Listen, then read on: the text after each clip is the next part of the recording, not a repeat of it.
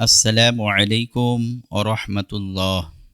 আজকে আমরা মৃত্যুর পর মানুষের কোন কোন জিনিস তার সঙ্গে যায়, আজকে সেই ব্যাপারে আলোচনা করব ইনশাআল্লাহ।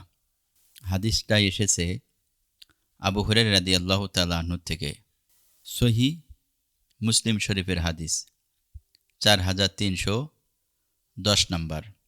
আবু হুরায়রা রাদিয়াল্লাহু তাআলা আনহু থেকে বর্ণিত হাদিসে রাসূলুল্লাহ সাল্লাল্লাহু আলাইহি ওয়াসাল্লাম বলেছেন, ইদা মাতাল ইনসানু ইনকাতাআ আনহু আমালুহু ইল্লা মিন সালাসাতিন ইল্লা মিন সাদাকাতিন জারিয়াহ আও ইলমিন ইয়ানতাফাউ বিহি আও ওয়ালাদিন সালিহিন ইয়াদউ লাহু।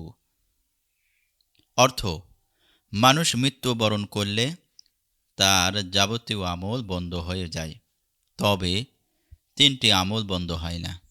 ১ নম্বর সদকায়ে জারিয়া, ২ নাম্বার এমন জ্ঞান যার দ্বারা উপকৃত হওয়া যায়, ৩ নাম্বার এমন নেক সন্তান যে তার জন্য দোয়া করে।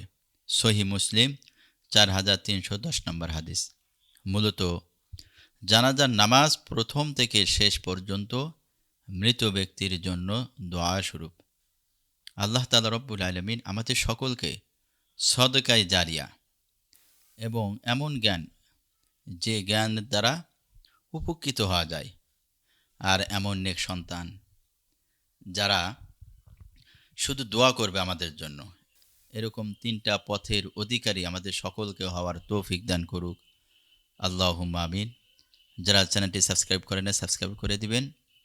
আসসালামু আলাইকুম ওয়া রাহমাতুল্লাহি ওয়া বারাকাতুহু।